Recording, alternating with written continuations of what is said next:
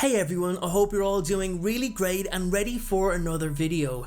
Now, I actually glanced at today's video topic through my comment section as it was suggested by one of you, but honestly I can't remember who it was. I can't remember the name, I just remember the comment itself and I put it into my notes. So if that was you who suggested this video topic, then please let me know down below.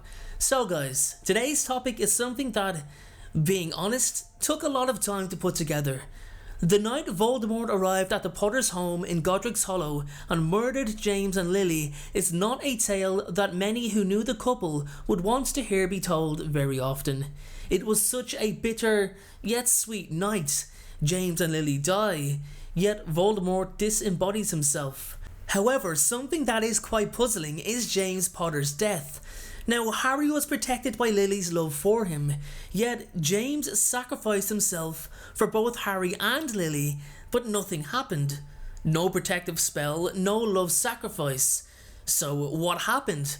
Why didn't James's sacrifice protect his family, but Lily's did? Find out in today's video from Harry Potter Folklore.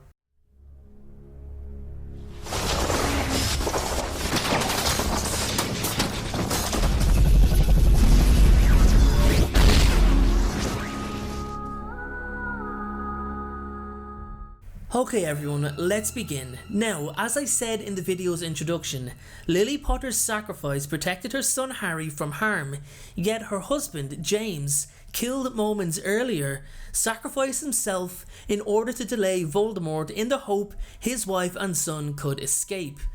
Lily's sacrifice worked, but James's didn't. So what happened? What was the difference? And have any of you actually wondered about this scenario yourselves? Let me know in the comment section below. Anyway, let's look at Lily's sacrifice first. Now, Lily knew Voldemort was coming. She knew what he was planning to do, and there was little either she or James could do to stop him. Voldemort was going to kill the infant in order to prevent the prophecy happening and stop the threat to his power and dominance. So, let's have a look at what Lily did leading up to her death. She consistently told Harry how much he was loved by her and James. It was obvious she knew that tonight was not going to end well.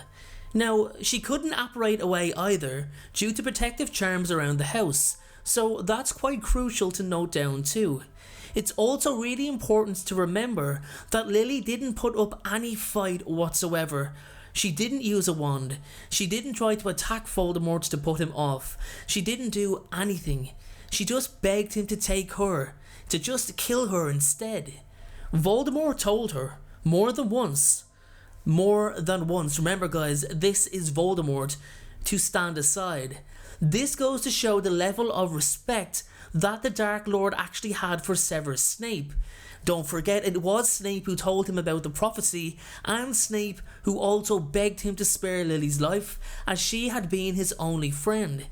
Now, the most surprising thing is that Voldemort actually agreed to it, which goes to show, despite his horrific actions, despite his mood swings, and despite his cold-hearted nature, the Dark Lord rewarded loyalty and hard work.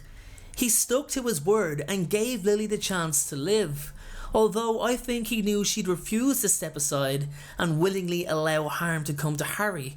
So, as we know, Lily refused to stand aside and gets killed. Her sacrifice for her child was the ultimate form of protection. This type of magic was something Voldemort didn't actually consider or even give a moment's thought to. He tries to kill Harry, the spell backfires on him, he disembodies himself and becomes something of a spirit entity for the next 13 years. So many of us were led to believe, and might I add with some truth, that it was Lily's sacrifice that protected her son. That was it. That was the deal. It's that simple, that straightforward. A mother has sacrificed herself so her child could live, like any parent would do. Then it took some time for fans to start asking, well, if Lily's sacrifice protected Harry, why didn't James's sacrifice then protect Lily? So let's look at what happened with James and how he died. Let's take a look at James's situation. James had fought Voldemort 3 times previously, and he was really skilled with the wand, so it wasn't going to be an open and shut case of Voldemort was just too strong and killed him. The Dark Lord would have remembered dueling with James and would not have taken his approach lightly. So James rushes Lily upstairs with Harry, but made the fatal mistake of leaving his wand downstairs, as Harry was playing with it moments before. There's no fair play with Voldemort. He wasn't going to allow James to go and get his wand for an honourable duel. This was a matter of life or death for the Dark Lord. Harry was marked as his equal, the one who would vanquish him, don't forget that. Honour went out the window at that point. James knew he didn't stand a chance without his wand. He knew he was going to die. Voldemort even laughed when he heard James say he'd hold him off, even without his wand. He confronts James in the hallway and kills him without a moment's hesitation, and steps over his body like it was nothing. Voldemort then kills Lily, and nothing happens. Does it make sense, right? James just put himself between Voldemort and his family, knowing he'd die, yet where was the power of love at that moment? So here's the explanation. It was all about intention. Voldemort's intention and James's intention. Voldemort was never going to spare James at any point. Well before he got there, he knew he was going to that house and he would kill James regardless. Even if James said, okay, take Harry, there you are, slap him with a killing curse there, Mr. Dark Lord, Voldemort was still going to kill James. Nothing was going to change that. In addition to that, James was more focused on stopping the Dark Lord getting by. His overall intent was saving his family, but in the hallway, he wanted to hold Voldemort off. He was going to attack him physically if he could. The number one rule of sacrificing in order to conjure the protection of love is you cannot, under any circumstances, raise a wand to fight or fight physically in any way whatsoever. It's how Harry's sacrifice in the Forbidden Forest protected his friends as well. He willingly went to die. He knew he was going to die, and most importantly, he was ready. James, however, thought that he could stop the Dark Lord. He believed he could survive. That's why he was going to attempt to stop him, so his protection didn't count. Now guys, it doesn't stop there.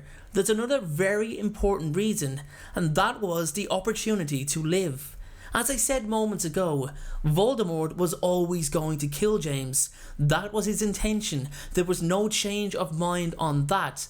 However, he wasn't going to Godrics Hollow with the intent to kill Lily. He was actually going to let her live if she wanted to. That's what makes Lily's sacrifice so powerful. It mirrored Harry's sacrifice in the forest. Lily had a choice: move aside or die. She chose death in the hope it would protect Harry, and protect Harry it did. Now that's not taking anything away from James's sacrifice.